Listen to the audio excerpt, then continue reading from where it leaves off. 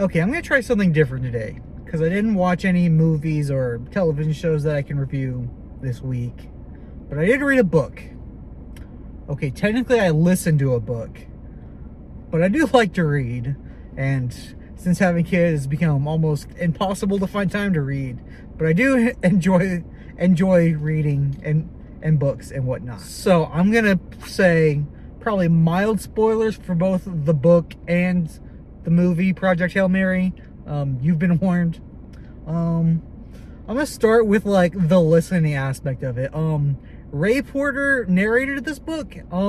He did a really good job. He made it very entertaining. Like, I've listened to some audiobooks where like the narrator was like monotoned and droned on and on and on and made it really rough listening. So Ray Porter did a good job.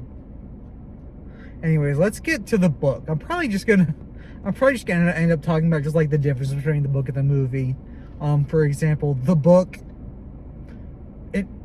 is different than the movie in several ways. Like, there's a lot more flashbacks in the book. You get a lot more time with the characters who Grace comes into contact with before going into space. There's a lot more characters. Like, a lot of the science in the movie was streamlined, and there was a lot more like flashbacks, like working on the different scientific aspects, like what's the spinny thing called? The spinny thing that makes gravity, what's it called? The centrifuge? I think it's the centrifuge. The centrifuge is a good example of like the book spending a lot more time and having more characters have to try to figure that out than the movie did, which that's not a knock on the movie. Like, the movie's great. Like, if you saw my review for the movie, I'll link it. If you saw my review for the movie, I thought the movie was great. And like the ways they changed the movie from the book were all very smart and like worked very well for the movie. Like, I always say this when people like talk about like the book movies not being like the books. It's called adaptation. It's supposed to change. Like, the changes in the movie were very good. I'm not gonna bash the movie in this one. But yeah, I found this book very entertaining, very much like the movie. I found them both to be very entertaining. I like how in the book, so as we know, Ryland Grace is a middle school teacher before going into space.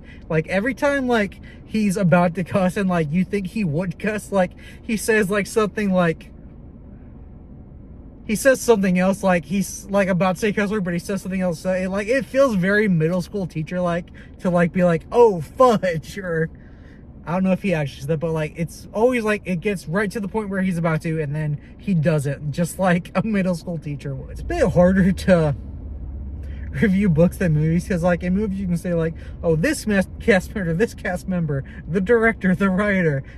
In this case, it's just a book, so there's just one writer. Anyways, I have a lot of like the same compliments from the book to the movie. Like, I'm forgetting like a lot of the characters' names because I finished this book in April, and like I'm just making this video now because I didn't have anything else to review. Like, loved Rocky just as much as in the book as the movie. Like, Rocky was great in the book. I'm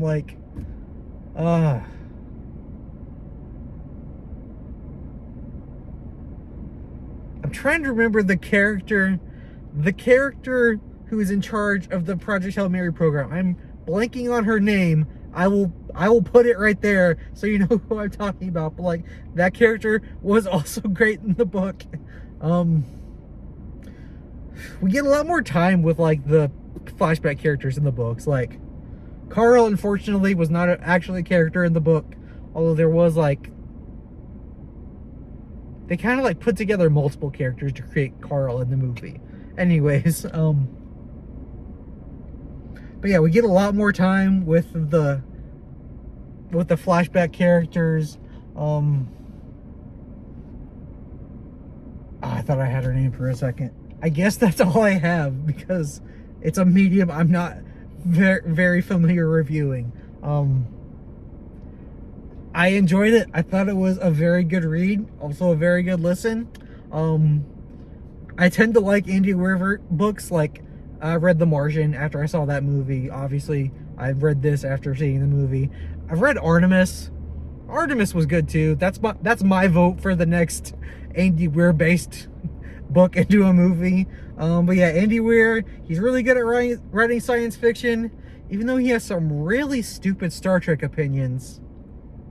But hey, speaking of stupid Star Trek opinions, if you want to hear some more of those, you should listen to my podcast. I kid. But yes, his opinions on Star Trek are very stupid. Yeah, I think that's it. Like, the scale of movies does not really work with novels. Like, if you enjoyed the movie or just like science fiction in general, I think you should check this book out. Literally, there's libraries. Anyways, but yeah, like, it was a good read, and I would recommend it to anyone who likes that kind of book. You can find me on the line in the various places. I will link everything in the description. And until next time,